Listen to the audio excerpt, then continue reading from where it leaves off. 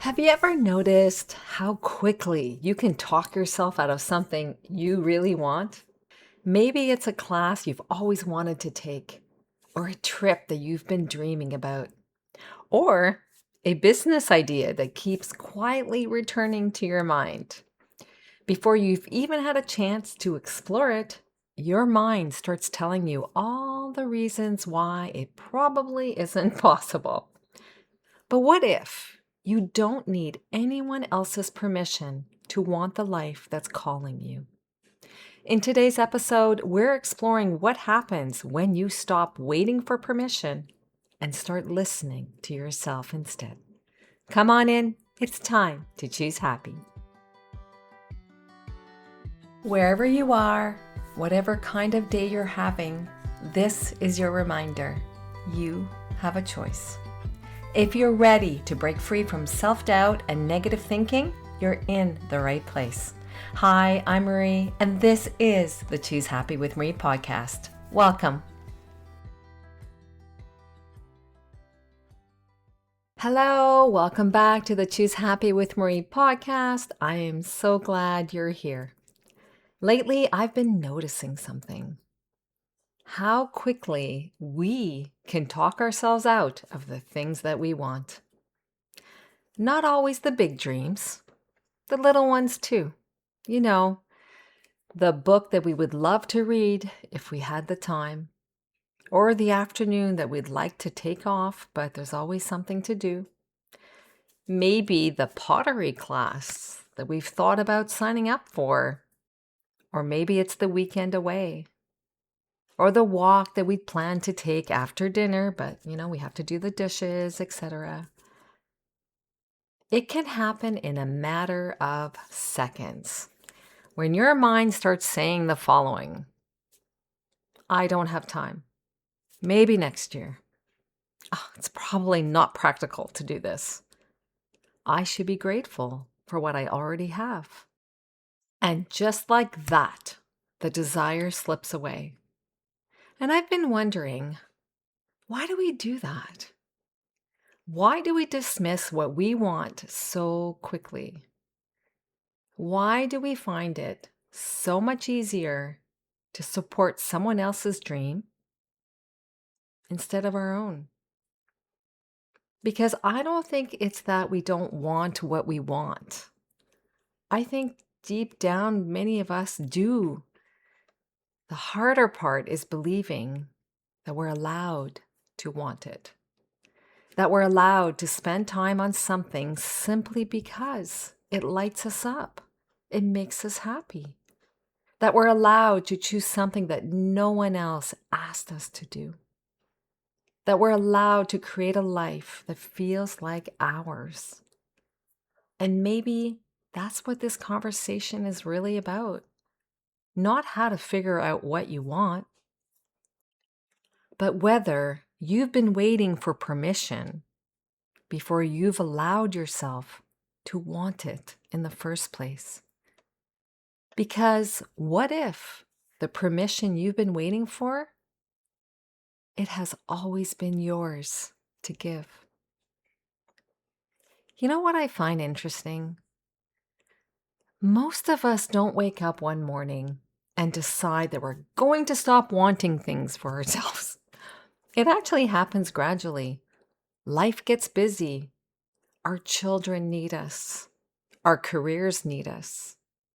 And our aging parents begin needing us more. There are meals to make, appointments to schedule, bills to pay, groceries to buy, and about 100 other things asking for our attention every single day. And in the middle of all of that, it's easy to think, I'll get to that later. Maybe you've wanted to take a photography class or learn how to paint.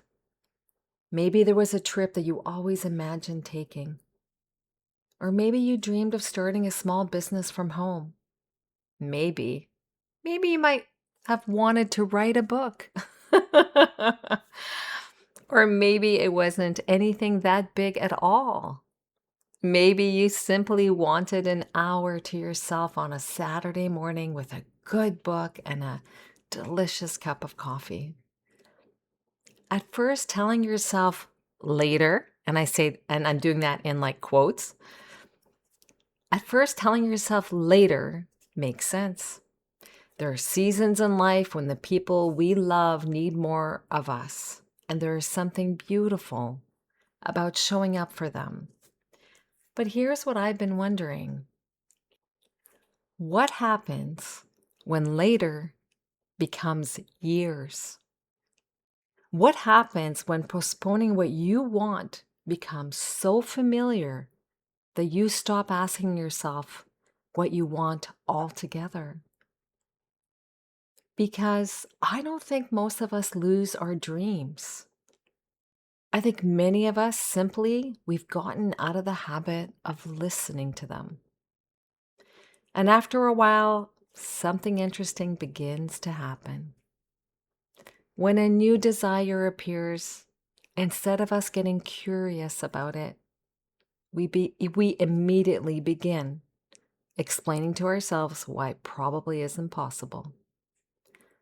Not because someone else told us that we couldn't, because we've become so used to talking ourselves out of it that it feels normal. And maybe that's where this conversation begins. Not with finding new dreams, but with remembering the ones that you've been setting aside for years. As I was thinking about this episode, I found myself wondering something. Who have we been waiting for? Because if you're anything like me, there was probably a time in your life when it made sense to look to other people for direction. As children, we looked to our parents. At school, we looked to our teachers. As we got older, we learned the expectations of our families, our workplaces, and the communities around us. Little by little, we became really good at reading the room.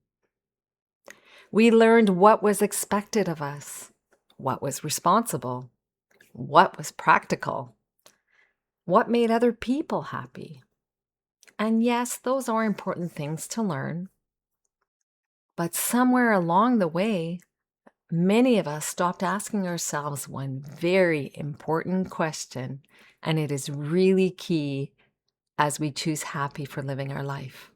And that question is, what do I want? Not what makes the most sense, not what everyone else hopes that we'll choose, not what we think we should want, air quotes there too, but rather, what do I want?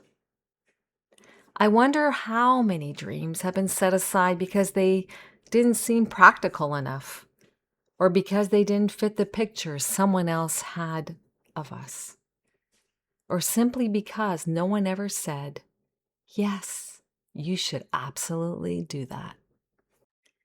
You know, when I first felt the pull to start this podcast, no one came to me and said, hey, Marie, I think you should start a podcast. I mean, I did have people that approached me and said, you have a lot to share. Definitely share it with others. But I didn't have someone specifically say that to me. No one gave me permission. In fact, I had plenty of reasons to talk myself out of it. I wondered whether anyone would listen. I wondered whether I knew enough. I wondered whether I was qualified. But underneath all of those questions was something much quieter. It was a feeling that I couldn't ignore, a sense that I had something I wanted to share. And looking back now, I am so grateful I listened to that quiet voice instead of waiting for someone else to tell me that it was okay to start. Because here's what I've come to believe. The life you're meant to create won't usually begin with someone else's permission. It begins the moment that you trust yourself enough to listen to your own voice. So maybe the question isn't, how do I get permission? Maybe the question is, what would change if I stopped waiting for it? Not permission to leave your life behind, or to stop caring about the people you love, or to become someone completely different, but rather permission to be more fully yourself, to notice what lights you up, what makes you happy, to pay attention to the ideas that keep returning in your head, to stop dismissing that voice inside you before you've even listened to what it's trying to say. Because here's what I've learned on my journey of starting Choose Happy and this podcast. The life that feels most like yours isn't created in one big, courageous decision. It's created in hundreds of small moments when you choose to trust yourself. It's the moment when you do sign up for that class that you've been wanting to attend, or you finally book the flights for that trip that you've been dreaming of, or when you say no without apologizing, or it's the moment when you ask for help, or the moment that you spend an afternoon doing something simply because it brings you joy. Those moments may not seem life-changing, but they are. Because every time you honor what matters to you, you're sending a message to yourself. What I want matters. My voice matters. I matter. And that's how self-trust grows. Not because you suddenly become fearless, but because you begin listening to yourself a little more often than you listen to your fear. So this week, I'd love to leave you with something to think about. So the next time you catch yourself saying, maybe someday, pause for a moment and gently ask yourself, what if someday could begin right now with one small step? You don't have to have the whole plan. You don't have to know exactly how it will unfold. You don't even have to be certain. Maybe all you need is the willingness to stop waiting for someone else to tell you it's okay. Because the permission you've been looking for, it's been quietly waiting inside you all along. I don't believe the things that keep calling to us are there by accident. Sometimes they return again and again because they're asking us to pay attention. Not because we have to act on them immediately, but because they're telling us something about our heart's desires. And our desires are a reflection of who we are authentically. Our desires is our happy life. Before we finish today, there's one more thought I'd love to leave with you. As I mentioned, I don't believe the desires that keep returning to us are there by accident. Those things that quietly tug at our heart, the ideas we can't seem to let go of, the dreams that keep resurfacing year after year, I think they're trying to tell you something. Not because we're meant to chase every idea that comes into our minds, but because our desires often reveal about who we are authentically, about what matters to us, about the life that feels most like your own. Sometimes we dismiss those desires because they don't seem practical or because they don't fit other people's expectations. But what if, instead of pushing them away, we became curious about them? What if we simply asked the following question: why does this keep calling to me? Not so we have to act on it today, but so that we can begin listening to ourselves again. Because I have a feeling that the life you're longing for to create, it doesn't begin when someone else gives you permission. It begins the moment that you trust that what matters to you matters. And maybe that's where choosing happy really begins. I want to leave you with one question to carry with you this week. and it's the following.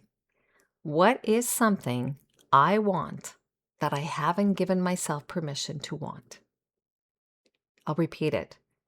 What is something I want that I haven't given myself permission to want?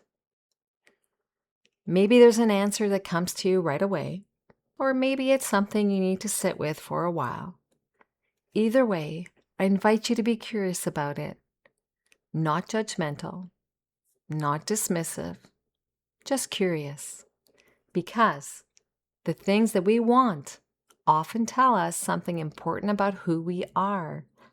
And maybe choosing happy isn't always about creating something brand new.